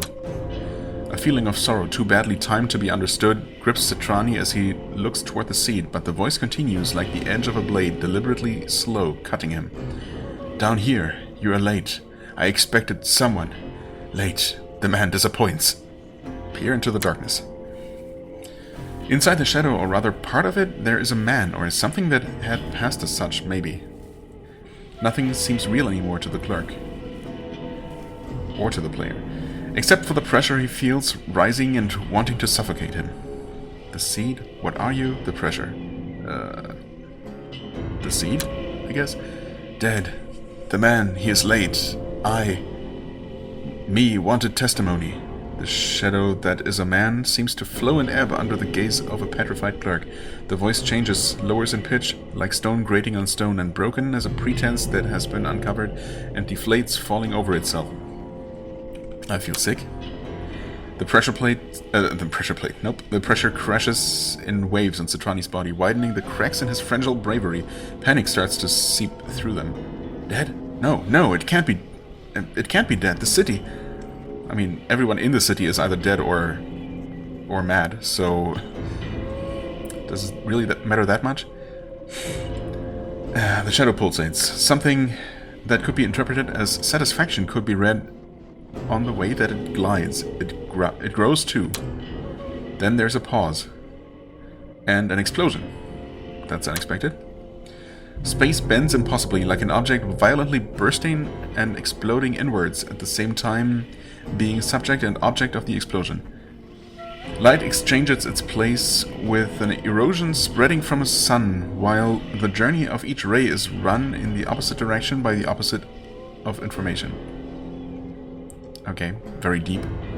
Said even English. That's what I've been wondering throughout the entire game. The one who maybe had been a man, or maybe only passed as such, is no more. He had become a pretense in his parable, and now that too fell. Only a knot shrouded by folly, a self-made slit in the reality, open like a throat giving into an unseen knife. I would say that I'm lost, but at this point, who cares?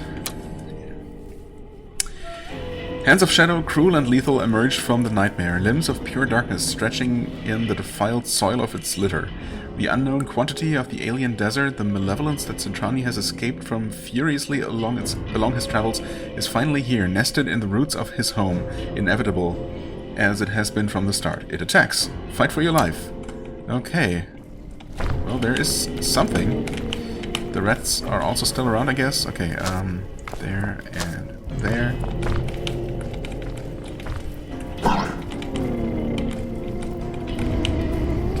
Do something with this. The crib, the seed, this is life. I mean, I kind of don't want to waste my flamethrower on these rats, but then again... Come on. At least give me 2 of them at a time. Oh, okay. That continues burning. It does not deal a ton of damage per tick, though. Honestly, it's not quite as devastating as I had hoped for.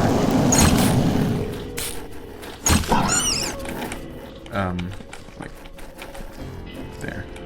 At least this way we only face 1 rat at a time. You know what? I guess I might as well burn the rats. And hope that there's not an infinite number of them.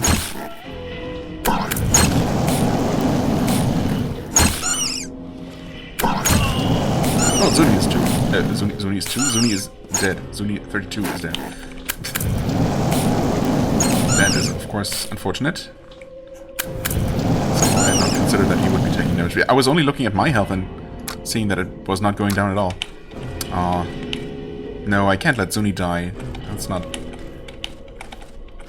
That's just not right. Where's the shadow thing? Can I... Burn, baby, burn. Wait, what? Okay, that somehow backfired on me. I'm not really sure how that works, but okay. Yeah, bring that. It's not like I can do anything to that thing, can I? Nope. And the shadow just wandered off, I guess? Okay. Oh, hey. S-Wander Beast? Well, okay. I think I can see why I would maybe want some full healing. Okay. Hold on. Just a second. No damage. Okay.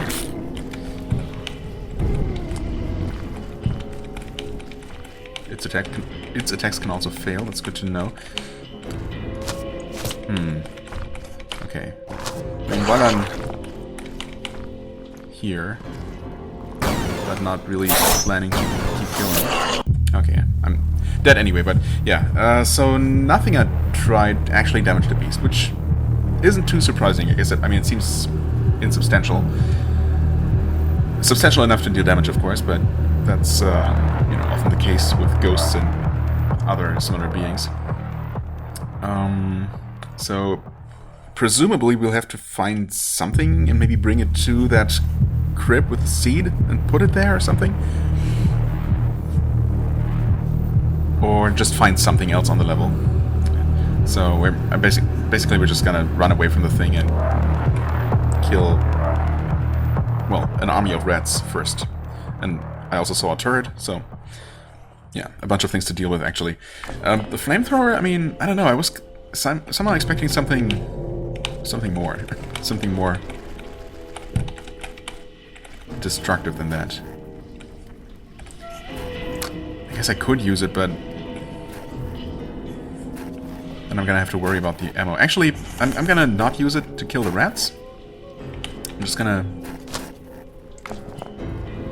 fight them with my normal, you know, with my dart gun and Zunis attacks, of course. Also, I did not see any ghosts, so I'm going to... Red, would you please come here? Surely you see me. Unless it cannot actually wander out of its... of what is going to be the boss arena. Oh. Interesting. So there is actually an invisible wall here. Fair enough, I guess. Well, not a wall, really, but I cannot actually shoot into the room. Okay, anyway. So the plan is deal with the rats, avoid the shadowy creature, explore the place. It shouldn't be that bad, and at least, you know, I don't expect it to be that bad, because it seemed really slow. And then hopefully we'll find something that looks like it could help with, I don't know, sealing it away or actually allowing me to damage it. And then if I end up actually fighting it for real, I'm going to switch to the flamethrower and use that just because. Just because. Actually, hold on. It doesn't mention a range, does it? Does it mention a range here? I guess it just doesn't for ranged weapons. I've only been using it in melee, of course, but... Does it mention? Burn them all. Not suitable as a toy. Yes, okay, thanks. Okay, I don't know. I guess we'll find out, maybe, if I can stay a slightly safer distance away while I use it. If it comes to that.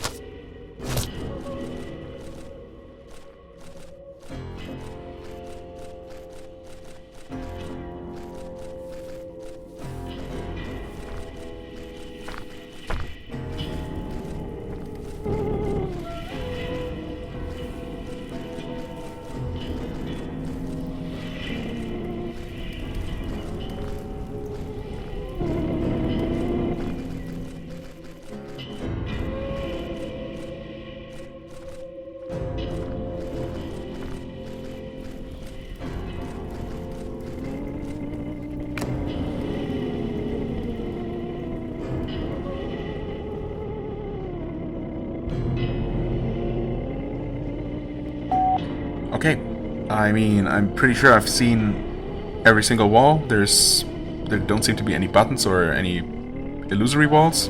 Although, of course, I might have actually missed one of those, one of the latter ones. Or a button, for that matter.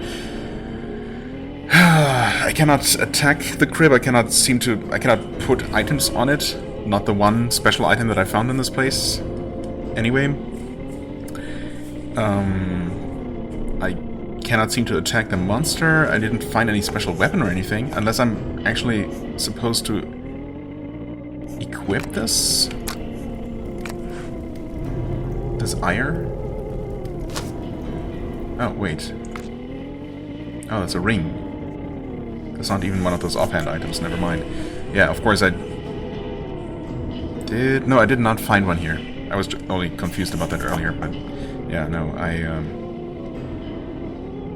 did, of course, drop the one that I did have with me, that I bring to this floor, but I no longer have access to that. I mean, I could reload, of course. But... surely it must be possible to do whatever I need to do without bringing anything specific, right? They wouldn't just make me dead man walking here. I guess I'll put that on. Stamina and strength instead of some extra mana.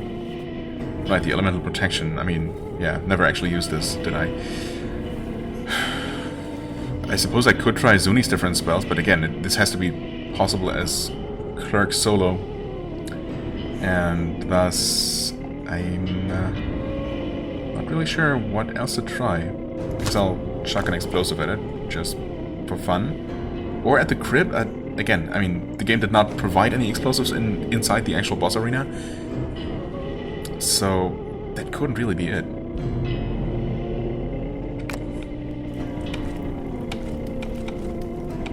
Of course, I have tried, you know, putting out all the torches. But then again, if anything, light should be harmful to a shadow creature, right? Yeah, as expected, that did nothing. Good.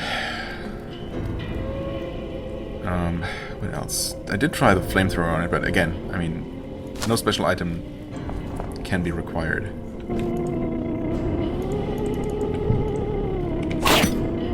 Something's blocking. What else can I possibly do?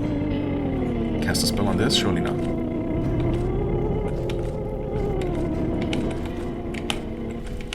Yeah, so I'm pretty sure I had all the torches off at some point, and I'm pretty sure that they're all back on.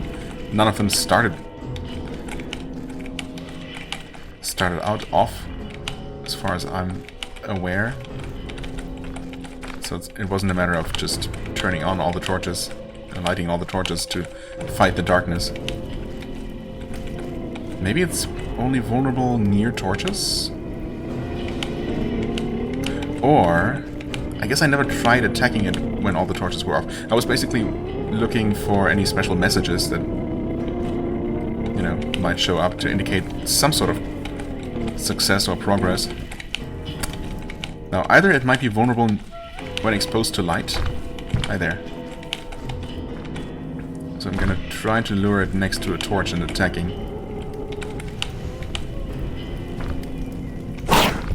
Oh? Oh, okay.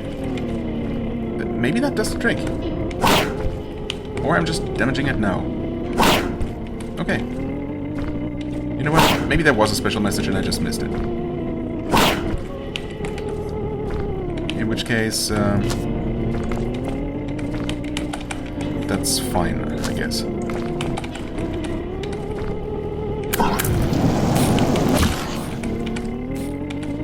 Did the fire... Oh, flame deals some damage. Maybe is it really just that flame actually deals some damage to it? Which would be extremely sad.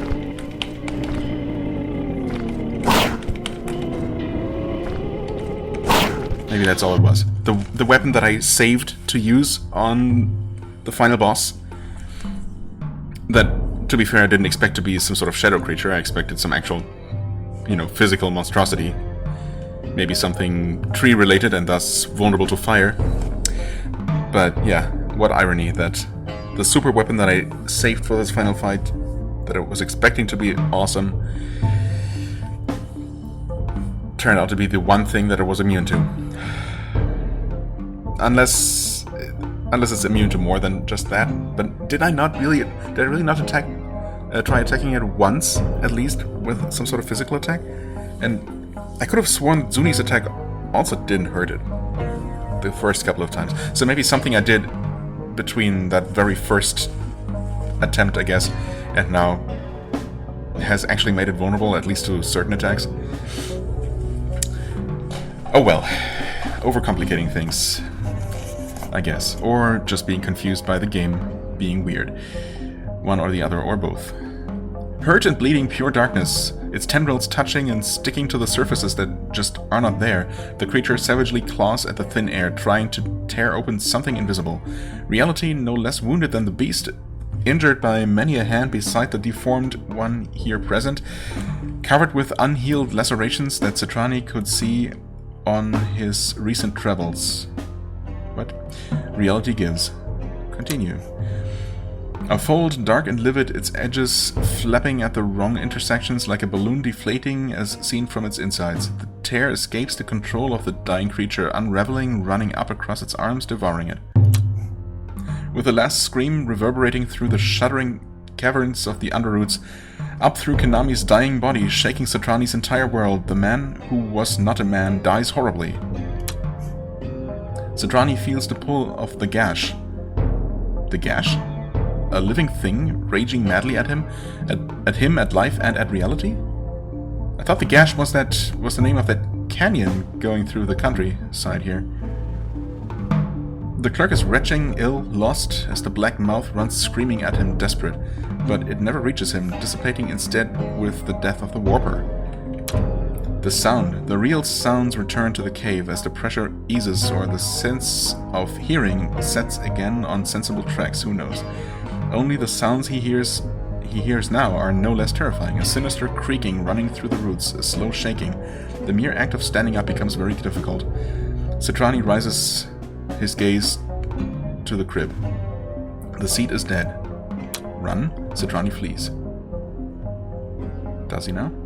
The underroots around him, dug by centuries of rhizome growth and movement and by women and men who took shelter under Konami, slowly building the city above, the underroots shake and collapse. The roots themselves dry out and scale off in front of him as he runs blindly. Stones and dirt fall from the ceilings and walls where the tree doesn't hold them anymore. A tide of sand erupts from every crevice, tramples every creature too slow to escape from its path, choking the underroots. A deafening thunder quakes the cluttered veins as light itself suffocates. Maybe check a manual of physics sometime? What? Black becomes everything. Oh, time to sleep already? After a long dead dream, struggling inch by inch in the black sand, fighting for every second, he manages to subtract from the time of surrender. Finally, the clerk is hit by an air draft. Some sickly light, then stumbling down in the unsteady hole he finds himself in. Crawl up. After more time, hours, a whole day, the light seems to never change its quality, but oh, he's so tired. He is not certain even of his eyes. Has he fallen asleep? He manages to crawl to the open air. He almost wishes he hadn't. This cannot be, but it is. The two suns of mid-morning shine cruelly on the city's ruins. The perspective is strange, as he, weak and shaking, manages to stand up. He sees the tree as he used to at its base, reaching not to the sky, but to the horizon. He stands on a huge hill of rubble amidst the plucked roots of Konami. The sacred tree has been burned, from the inside and from the outside, and its killed body has crashed down on the dome. Pentella is destroyed. ... Citrani lets himself drop on the dirt, exhausted. Warm tears write two pale stories in the umber of his face. One of exhilaration and at the stay of execution, the other of futility. Every scare, every danger, for nothing. The city has fallen and there is no shelter for him. No shelter for his people either. He's not the only survivor.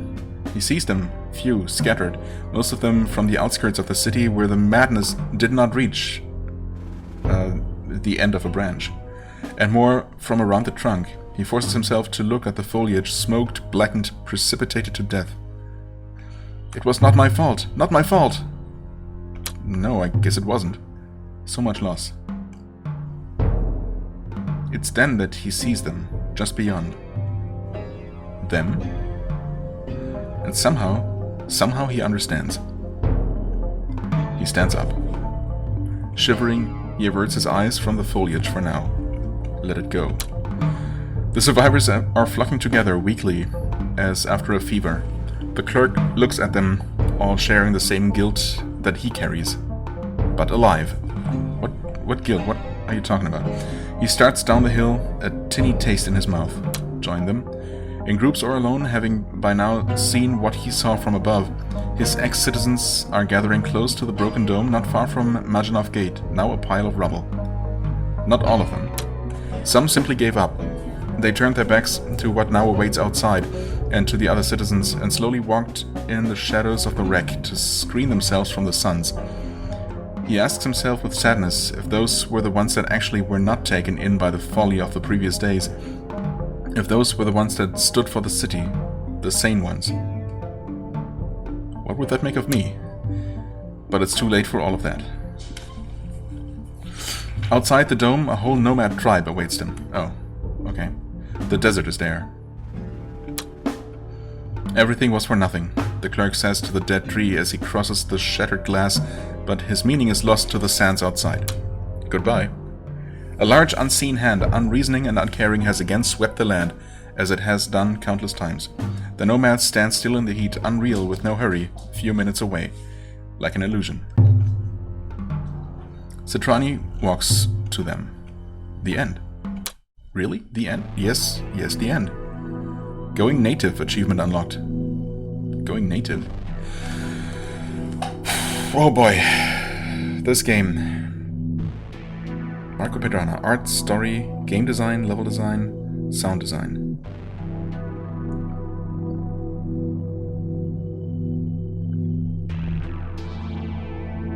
Florian Fischer. Game code, engine code, game design, level design, project management. Interesting.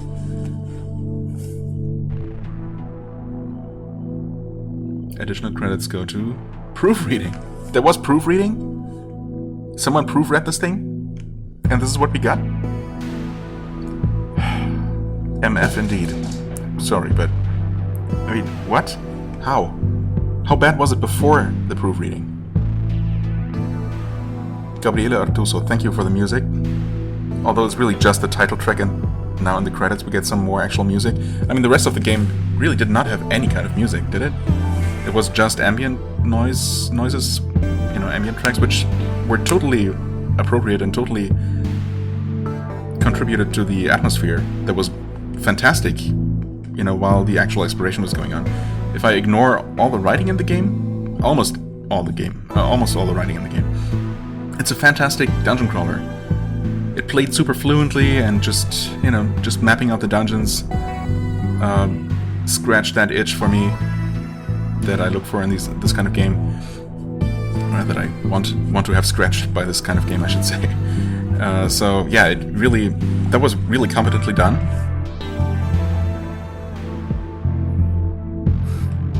Okay. Yeah, I was obviously not really paying attention to all of that, which I'm sure there was something funny in there. And I mean, the thing is, not all the writing was terrible, but so much of it, and it was so interspersed, is that a word, with the good parts, no, with the bad parts. What did I say? Yes, so the bad was so intermingled with the good parts that it just overshadowed everything. It tainted everything, to me at least. I've actually seen some Steam reviews that actually praised the writing, like it was the funniest thing they've ever experienced. And I mean, okay, it's really beyond me how anyone could feel that differently. Also, I didn't even realize that it just looped around. But I accept that that's the case, that people's tastes are different. To me, this did not work whatsoever. Story scenes, okay, yeah. Also, I've seen it described somewhere as a dungeon crawler mixed with a choose-your-own-adventure game, and yes, actually that makes a lot of sense, of course. Yes, that's exactly what those scenes are. I just didn't put it into those words, but yeah, makes perfect sense. And of course, it's kind of par for the course for choose your own adventure games or books, that you choose something that might seem to be reasonable, but you have no idea where it actually leads, right? Then what follows is could be several pages of just random events without any additional player input, and you end up somewhere completely unpredictable. And that's exactly how this played out as well. So, just apart from the quality of the writing, and again, I'm not talking about just the sometimes barely recognizable English. That's okay. Something that could have been improved with some more proofreading, I guess. But that's not the biggest offender. Just they were trying to go for some weird mix between the super serious, end of the world atmosphere with just, I don't know, completely random slapstick comedy that made absolutely no sense.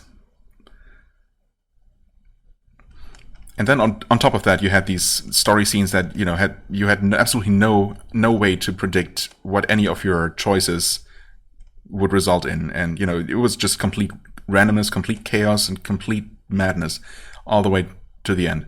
Which sometimes I'm all for that, but I guess combined with just how much I did not enjoy this game's choice of style when it comes to all the dialogue and stories.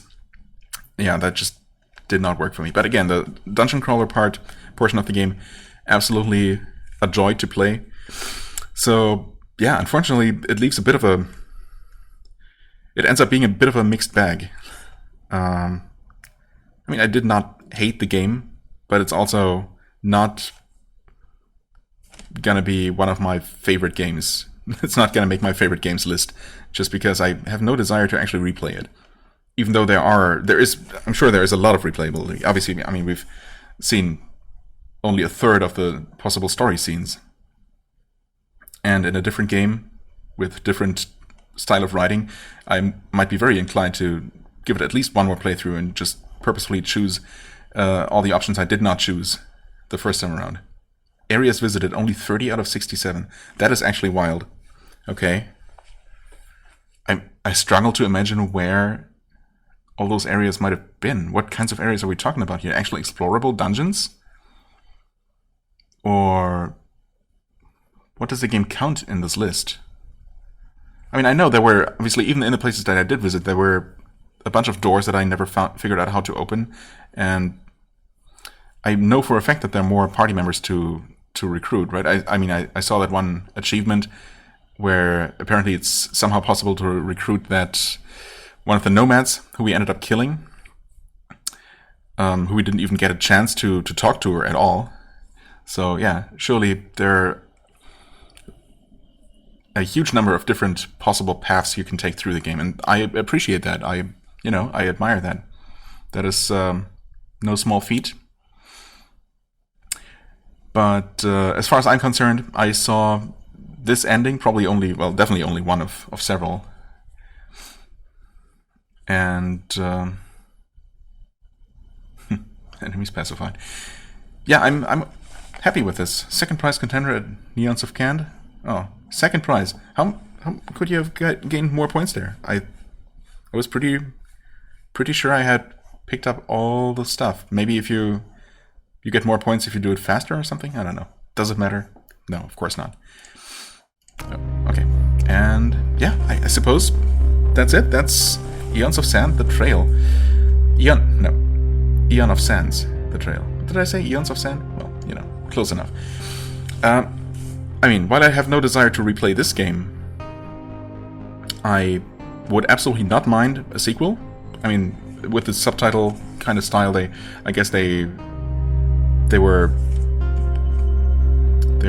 like keeping.